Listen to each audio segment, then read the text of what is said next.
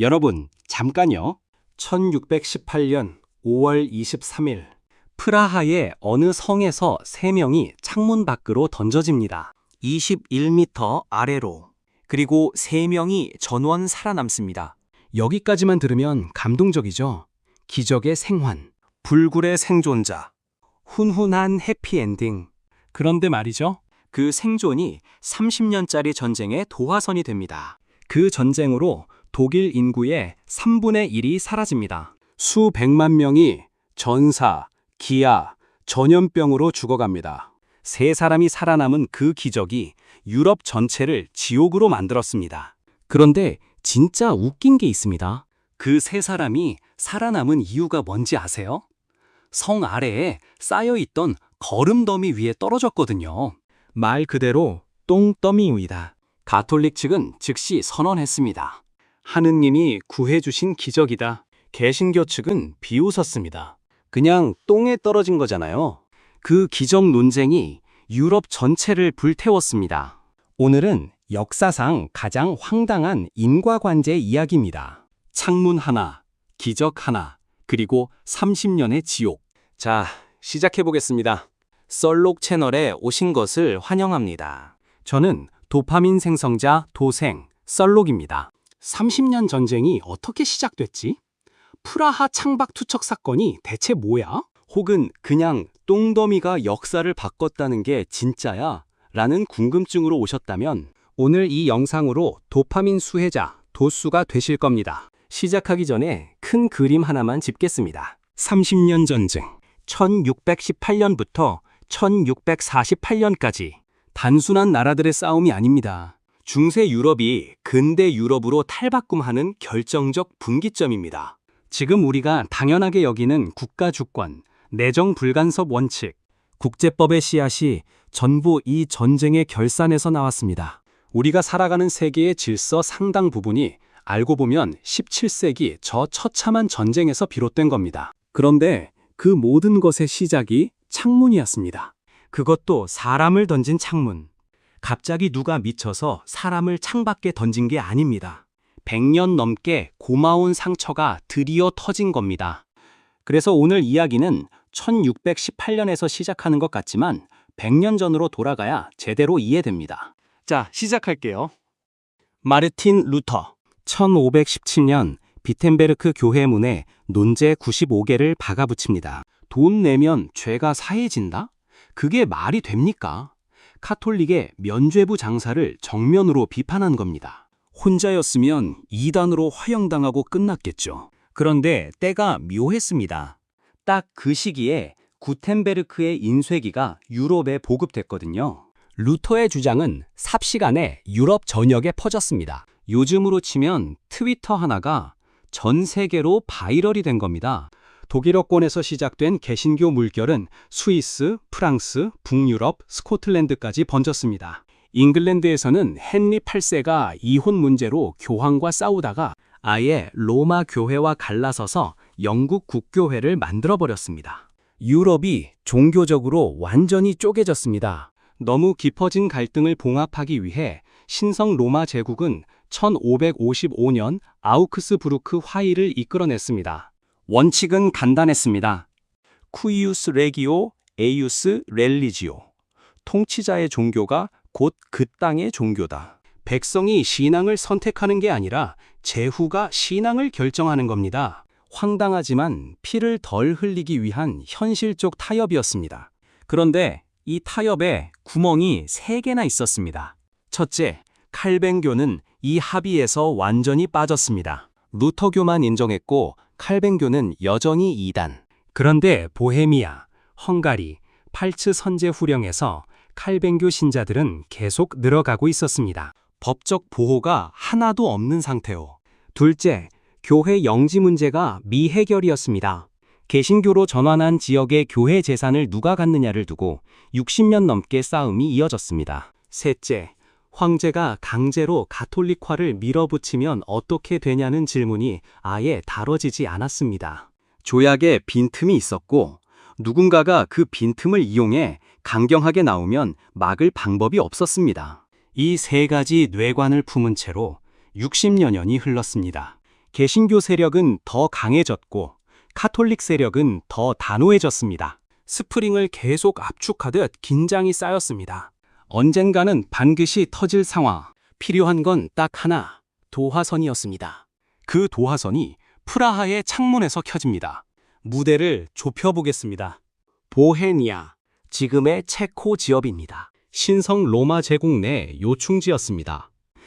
광산이 풍부하고 무엇보다 보헤미아 왕은 황제를 선출하는 7명의 선제후 중 한 명이었습니다. 황제를 뽑는 자리에 참여한다는 게 얼마나 중요한지 아시겠죠? 그런데 보헤미아에는 특수한 역사가 있었습니다.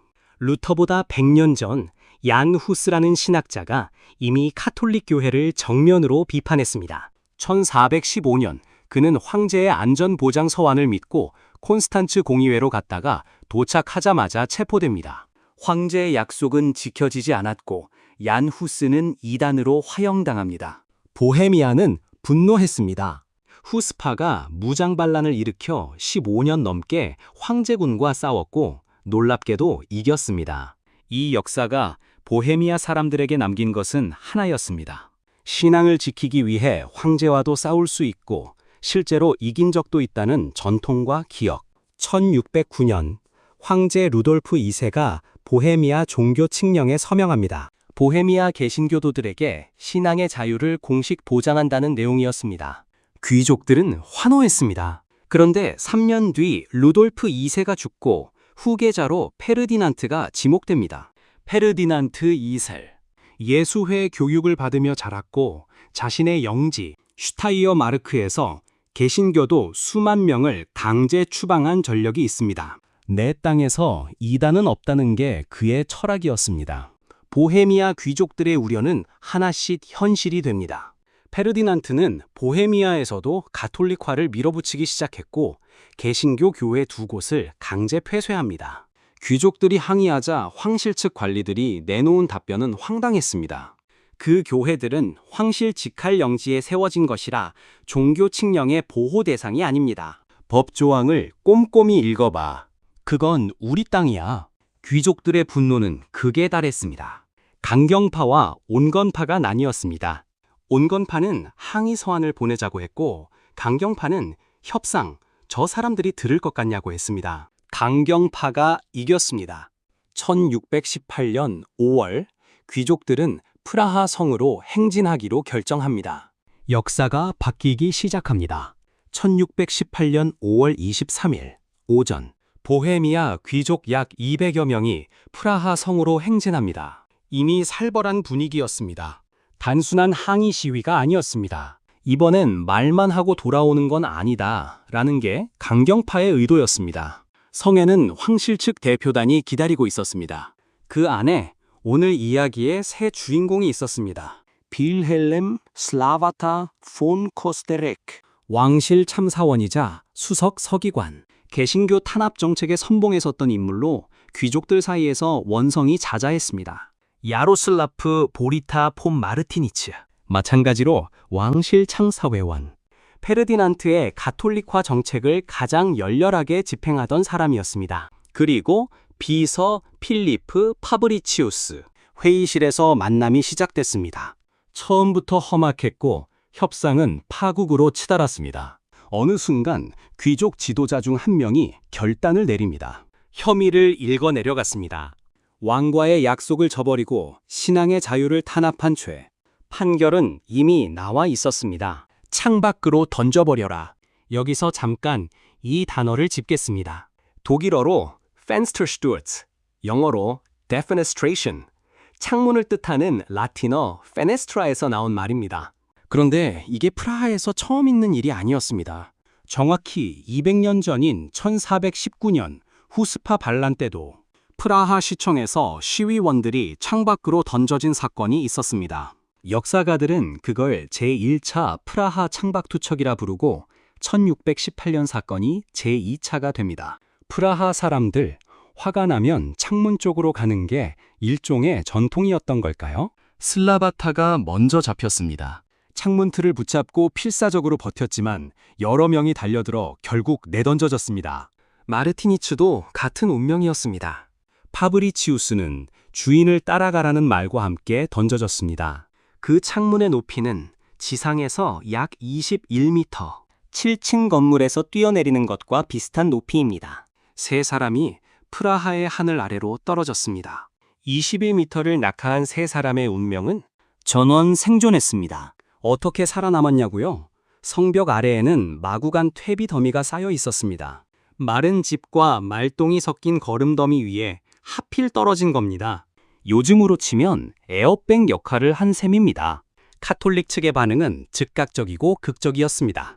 보라, 기적이다. 성모 마리아께서 충직한 종들을 죽음에서 구해내셨다.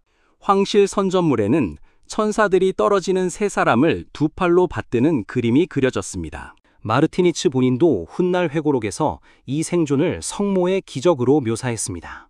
교황청에서는 즉각 전 유럽에 선전했습니다. 하느님은 우리 편이다. 개신교 측의 반응은요? 기적? 무슨 기적이러? 그냥 똥더미에 떨어진 거잖아요. 개신교 팸플렛에는 세 사람이 똥 위에 뒹구는 풍자 그림이 실렸습니다. 하느님의 손이 당신들을 구했다면 왜 하필 거름 위에 떨어지게 하셨을까요? 아마 하느님도 저 사람들이 어떤 자들인지 알고 계신 거 아닐까요? 같은 사건, 완전히 다른 해석. 이 해석의 차이가 왜 그렇게 중요했냐면 해석이 행동을 낳았기 때문입니다. 가톨릭 측은 신의 가호를 확인했으니 더 강경해졌습니다. 황제 페르디난트는 더 단호하게 군대를 보내기로 결정했습니다. 개신교 측은 저 사람들 별것 아니잖아. 더 밀어붙이자로 읽었습니다. 양쪽이 동시에 더 극단적으로 나간 겁니다. 타협의 여지가 사라졌습니다. 한 달 뒤 보헤미아 귀족들은 페르디넌트의 왕위 계승을 거부하고 독자적인 왕을 선출하겠다고 선언합니다. 사실상 황제에 대한 선전포고였습니다. 유럽의 화약고에 불씨가 떨어졌습니다. 그런데 잠깐, 이건 어디까지나 한 지역의 반란 아닌가요? 왜 이게 30년짜리 유럽 전체의 전쟁이 됐을까요? 당시 유럽 지형도를 보겠습니다. 한쪽에는 합스부르크 블럭이 있습니다. 신성 로마 제국 황제 자리를 독점해온 이 가문은 오스트리아와 보헤미아, 헝가리를 지배했습니다. 그런데 스페인도 합스부르크 가문이었습니다. 오스트리아에서 스페인까지 이어지는 거대한 카톨릭 블럭. 다른 쪽에는 독일 내 개신교 제후들, 스웨덴, 덴마크, 네덜란드, 그리고 프랑스가 있었습니다. 여기서 흥미로운 게 프랑스입니다. 프랑스는 가톨릭 왕국입니다. 당연히 카톨릭 편을 들어야 할 것 같죠? 그런데 프랑스는 개신교 측을 지원했습니다. 나중엔 직접 참전하기까지 합니다. 왜였냐고요? 종교보다 지정학이 우선이었기 때문입니다. 당시 프랑스 지도를 보면 동쪽에 오스트리아 합스부르크, 남쪽에 스페인 합스부르크, 북동쪽에는 스페인이 지배하는 네덜란드, 삼면이 합스부르크에 포위된 형국이었습니다. 프랑스 재상 리슐리어의 판단은 단순했습니다. 합스부르크를 약화시켜야 한다. 종교는 그 다음 문제다. 카톨릭 나라가 개신교 편을 드는 황당한 구도. 스웨덴의 구스타프 아돌프 왕도 루터교 신자로 개신교의 수호자처럼 나섰지만 속내에는 발트해 패권이라는 목표가 있었습니다. 독일 북부 항구들을 손에 넣으면 스웨덴이 발트해를 지배할 수 있었으니까요. 종교는 명분, 지정학 이익이 실제 목적이었습니다. 심지어 오스만 제국도 간접적으로 관여했습니다. 합스부르크와 오래 싸워온 오스만으로서는 합스부르크가 내부적으로 흔들리는 게 이득이었으니까요. 정리하자면 종교 문제로 시작됐지만 각 나라는 자기 국가 이익 계산에 따라 움직였습니다. 그 결과 보헤미아 한 지역의 반란이 유럽 전체의 대전으로 확대됩니다. 전쟁은 4단계로 전개됩니다. 보헤미아 단계 1618에서 1625년, 덴마크 단계 1625-1629, 스웨덴 단계 1630년에서 1635년, 마지막으로 프랑스 단계 1635년에서 1648년. 각 단계마다 새로운 세력이 들어오면서 전쟁이 꺼지지 않았습니다. 릴레이식으로 유럽이 독일 땅에서 싸운 30년이었습니다. 자, 이제 좀 무거운 이야기를 해야 합니다. 30년 전쟁의 진짜 공포는 전투가 아니라 전쟁이 만들어낸 일상의 붕괴에 있었습니다. 당시 군대의 상당수가 용병들로 이루어져 있었는데 안정적인 급여 지급이 어려웠습니다. 그래서 군인들이 스스로 먹고 살기 위해 마을을 약탈하는 일이 일상이 됐습니다. 군대가 지나가면 마을이 불탔습니다. 식량 창고가 털리고 가축이 도살되고 농기구가 부서졌습니다. 그 다음 해에 농사를 지을 수 없게 되는 거죠. 굶주림 위에 전염병이 겹쳤습니다. 페스트, 발진 티푸스, 이질. 17세기 전장에서 칼과 총에 맞아 죽는 사람보다 굶주림과 전염병으로 죽는 사람이 훨씬 많았습니다. 독일 전체 인구는 전쟁 전 약 1600만 명에서 전쟁 후 1000만 명으로 줄었다는 추산이 있습니다. 포메라니아, 메클렌부르크 같은 북독일 지역은 인구의 절반에서 3분의 2가 사라졌다는 추산도 있습니다. 1631년 마그데부르크 학살이 일어납니다. 개신교 핵심 도시 마그데부르크를 황제군이 포위하고 함락시켰습니다. 이후 약 2만에서 2만 5천 명이 살해됐다는 추산이 있고 도시의 80% 이상이 화재로 잿더미가 됐습니다. 마그데부르크 인구가 약 3만 명이었으니 살아남은 사람이 극히 드물었던 겁니다. 그런데 이 소식이 오히려 역효과를 냈습니다. 분노한 개신교 제후들이 더 많이 황제 반대편으로 돌아섰습니다. 잔혹한 학살이 더 많은 적을 만들어낸 겁니다. 역사의 아이러니죠. 전쟁이 길어질수록 상황은 더 나빠졌습니다.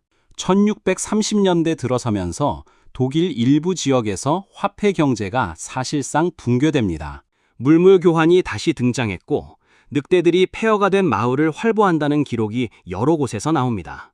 당시 독일의 한 구두장인이 30년 전쟁을 처음부터 거의 끝까지 살아서 기록했습니다. 그의 일기에는 이런 내용이 나옵니다. 전쟁이 너무 오래되어 평화가 어떤 것인지 기억하지 못하는 사람들이 생겨났다고. 30년 전쟁을 끝까지 살아낸 사람들 중에는 전쟁 없는 세상을 기억하지 못하는 사람들이 실제로 있었습니다. 태어날 때부터 전쟁이었고 자라면서도 전쟁이었습니다. 여러분, 이 모든 것이 창문 하나에서 시작됐습니다. 30년이 지나자 모든 세력이 지쳐갔습니다. 프랑스는 독일 땅에서 이기고 있었지만 전쟁 비용으로 본국 재정이 흔들렸습니다. 스웨덴은 인구가 적은 나라에서 대규모 군대를 계속 유지하는데 한계가 왔습니다. 신성 로마 제국은 독일 땅이 완전히 황폐화됐습니다. 모두가 지쳤습니다. 협상이 필요했습니다. 1641년부터 협상이 시작됩니다. 베스트팔렌 지방의 두 도시 오스나브리크와 뮌스터에서 동시에 협상 테이블이 차려졌습니다. 유럽 각국에서 총 100개가 넘는 대표단이 파견됐고 무려 7년 동안 협상이 이어집니다. 1648년 10월 24일 베스트팔렌 조약이 체결됩니다. 이 조약이 왜 역사적으로 중요하냐고요? 현대 세계 질서의 출발점이기 때문입니다. 첫 번째 핵심 원칙은 국가 주권입니다. 각 나라는 자국 영토 안에서 스스로 결정을 내릴 권리가 있다.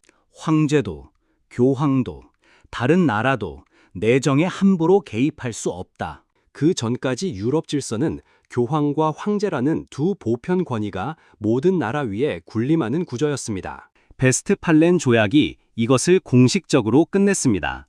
지금 유엔 헌장에서 당연하게 읽는 내정 불간섭 원칙의 씨앗이 바로 이 조약에서 나왔습니다. 두 번째 핵심 원칙은 종교적 관용입니다. 카톨릭, 루터교, 칼뱅교 모두 법적으로 동등하게 인정한다. 1555년에 배제됐던 칼뱅교가 드디어 공식 인정을 받습니다. 그리고 통치자가 백성의 신앙을 강제로 바꾸거나 추방하는 것이 금지됩니다. 나중에 종교의 자유, 개인 양심의 자유로 발전하는 씨앗입니다. 베스트팔렌 취재. 지금도 국제정치학 교과서 첫 단원에 나오는 개념입니다. 주권 국가들이 평등하게 공존하는 국제 질서의 기본 틀. 우리가 당연하게 여기는 이 질서가 1648년에 만들어진 겁니다. 잠깐 멈춰야 할 것 같습니다. 1618년 5월 23일, 세 사람이 창밖으로 던져졌습니다. 그들이 거름더미에 떨어져 살아남았습니다. 그 생존이 30년짜리 전쟁을 불렀고 그 전쟁의 결산이 현대 세계 질서의 근간을 만들었습니다. 똥더미가 현대 국제법의 출발점을 만든 겁니다. 이걸 뭐라고 불러야 할까요? 자, 이제 이 이야기에서 제가 가장 흥미롭게 보는 아이러니들을 짚어보겠습니다. 첫 번째 아이러니, 살아남은 자들의 역설입니다. 창밖으로 던져진 세 사람은 살아서 돌아갔습니다. 슬라바타는 이후 보헤미아의 최고 재판관직에까지 올랐습니다. 마르티니츠도 황실 고위직으로 복귀해 천수를 누렸습니다. 비서 파브리치우스는 귀족 자귀를 받았는데 그 칭호가 놀랍습니다. 펀호엔팔, 독일어로 높은 곳에서 떨어진 자라는 뜻입니다. 낙하 사건을 아예 가문의 이름으로 삼은 거라는 이야기도 있을 정도니까요. 이 세 사람은 살았습니다. 그런데 그들이 살아서 돌아갔기 때문에 그 생존이 기적으로 선전됐기 때문에 전쟁이 더 커졌습니다. 그리고 그 전쟁으로 수백만 명이 죽었습니다. 만약 성 아래에 거름더미가 없었다면 아마 귀족들은 황실 관리를 살해한 반역자로 즉각 진압됐겠죠. 전쟁이 30년씩 이어지지는 않았을 겁니다. 세 사람의 죽음이 수백만 명을 살렸을 수도 있습니다. 그런데 세 사람의 생존이 수백만 명을 죽였습니다. 이보다 더 잔인한 역설이 있을까요? 두 번째 아이러니, 해석의 폭발력입니다. 같은 사건이 두 가지로 해석됐고 그 두 해석이 양쪽을 모두 더 강경하게 만들었습니다. 카톨릭은 신이 우리 편이라는 증거로 읽었고 개신교는 저 사람들 별것 아니잖아로 읽었습니다. 양쪽이 자기 입장에 유리하게 해석하면서 둘 다 더 극단적으로 나간 겁니다. 이 패턴 낯설지 않으시죠? 같은 사건을 두고 서로 자기 입장에 맞게 해석하고 그 해석의 차이가 오히려 갈등을 키우는 구조. 우리는 정보가 많아질수록 오해가 줄어들 거라고 기대합니다. 그런데 같은 정보를 공유해도 해석이 더 극단적으로 나뉘는 경우가 있습니다. 17세기 프라하가 그 결과를 보여줬습니다. 세 번째 아이러니, 종교 전쟁이 종교의 힘을 약화시켰다는 겁니다. 30년 전쟁은 가톨릭 대 개신교, 진짜 신앙을 위한 싸움으로 시작됐습니다. 그런데 30년을 싸우고 나서 유럽이 도달한 결론은 더 이상 종교를 명분으로 전쟁하지 말자는 것이었습니다. 베스트팔렌 조약이 선언한 국가 주권 원칙과 종교적 관용은 사실상 국가 일에 종교가 끼어들어선 안 된다는 세속화의 방향을 가리켰습니다. 이 흐름이 이어지면서 18세기 계몽주의가 꽃을 피웁니다. 종교를 위해 30년을 싸웠더니 결국 종교가 더 이상 전쟁의 명분이 될 수 없는 세상이 만들어졌습니다. 네 번째 아이러니, 승자 없는 전쟁이 규칙을 만들었다는 겁니다. 이 전쟁의 진정한 승자는 없었습니다. 신성 로마 제국은 실질적 권력을 잃었고 스페인은 패권국 지위에서 내려왔습니다. 스웨덴은 일시적으로 강해졌지만 곧 기울었습니다. 아무도 이기지 못한 전쟁이 모두가 오늘날까지 따르는 규칙을 만들어냈습니다. 패자들이 테이블에 앉아서 현대 세계의 규칙을 쓴 겁니다. 생각해보면 이상합니다. 이기는 사람이 규칙을 정해야 할 것 같은데 아무도 이기지 못한 전쟁이 오히려 더 오래가는 규칙을 만들었습니다. 왜냐하면 모두가 그 규칙을 지켜야 할 이유가 있었기 때문입니다. 다 같이 지쳐서 만든 규칙은 모두가 지키려 합니다. 여기서 잠깐 오늘날로 시선을 돌려볼게요. 첫 번째, 방아쇠와 화약의 차이입니다. 창밖 투척 사건은 갑자기 하늘에서 떨어진 충격이 아니었습니다. 100년 넘는 종교 갈등, 깨진 약속, 누적된 분노 위에서 터진 것이었습니다. 방아쇠는 극적으로 보이지만 진짜 화약은 그 전에 이미 쌓여 있었습니다. 1914년 사라예보에서 프란츠 페르디난트가 암살됩니다. 한 발의 총성이 1차 세계대전을 시작한 것처럼 보이지만 실제로는 수십 년 동안 쌓인 군비 경쟁, 동맹 체결, 식민지 갈등이 그 이면에 있었습니다. 갑자기 폭발하는 것처럼 보이는 갈등들이 사실은 오래 쌓인 불만의 결과인 경우가 많습니다. 두 번째, 갈등이 눈덩이처럼 커지는 방식입니다. 30년 전쟁이 30년이나 된 이유 중 하나는 매번 이번에만 한 번 더 밀어붙이면 이긴다는 생각이 또 다른 참전으로 이어졌기 때문입니다. 덴마크가 지자 스웨덴이 들어왔고 스웨덴이 흔들리자 프랑스가 들어왔습니다. 협상이 이루어진 건 30년이 지나 모두가 완전히 지쳤을 때였습니다. 그리고 그 협상의 결과가 처음부터 대화로 해결했더라면 수백만 명의 목숨을 아끼면서도 도달할 수 있었던 내용이었을지 모릅니다. 세 번째, 가장 씁쓸한 이야기입니다. 그 세 사람은 살았습니다. 전쟁을 시작한 왕과 귀족과 외교관들 대부분도 살아남았습니다. 반면 그 30년 전쟁으로 죽은 수백만 명은 독일의 농부들, 마을 사람들, 하급 병사들이었습니다. 창밖 투척 사건과 아무 관계도 없던 사람들이었습니다. 역사의 아이러니는 항상 이 구조를 반복합니다. 결정을 내리는 사람은 그 결과로부터 비교적 안전하고 결정과 가장 멀리 떨어진 사람들이 가장 큰 피해를 입습니다. 400년 전의 이야기입니다. 그런데 이 구조는 지금도 유효하지 않은가요? 오늘 우리 주변에서도 비슷한 구조가 작동하고 있지는 않을까요? 여러분은 어떻게 생각하시나요? 자, 오늘 이야기를 정리해 볼게요. 1618년 5월 23일, 프라하 성의 창문에서 3명이 21m 아래로 던져졌습니다. 거름 더미 덕에 살아났습니다. 카톨릭은 기적이라 했고, 개신교는 그냥 똥에 떨어진 거라고 비웃었습니다. 그 해석의 차이가 양쪽을 더 강경하게 만들었고, 유럽 전체가 30년간의 전쟁 속으로 빠져들었습니다. 독일 인구의 3분의 1이 사라지고 수백만 명이 죽었습니다. 그리고 그 30년짜리 지옥이 끝난 뒤 1648년 베스트팔렌 조약이 체결되면서 현대 국제 질서의 기본 원칙이 만들어졌습니다. 국가 주권, 내정 불간섭, 외교적 협상을 통한 갈등 해결. 지금 우리가 살아가는 세계의 규칙입니다. 3명의 생존이 수백만의 죽음을 낳았고 그 죽음이 오늘 우리가 사는 세계의 원칙을 만들었습니다. 역사는 늘 이런 식입니다. 작은 사건이 거대한 역사를 만들고 예상치 못한 결과가 세상을 바꿉니다. 그리고 그 과정에서 가장 힘없는 사람들이 가장 큰 피해를 입습니다. 역사의 아이러니는 재미있기도 하지만 동시에 씁쓸하기도 합니다. 그 씁쓸함을 느끼는 게 어쩌면 역사를 제대로 보는 방법 아닐까요? 오늘 이 썰이 재미있으셨다면 댓글로 꼭 남겨주세요. 기적이었을까요? 저주였을까요?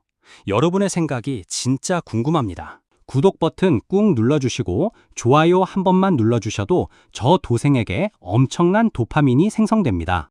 그 도파민으로 더 날카롭고 더 황당한 역사썰을 계속 준비해드리겠습니다. 다음 썰에서는요, 힌트만 드릴게요. 황제의 명령 한마디가 제국을 두 쪽으로 갈랐습니다. 그리고 그 갈라진 제국이 1000년 뒤 오늘날의 유럽을 만들었습니다. 궁금하지 않으세요?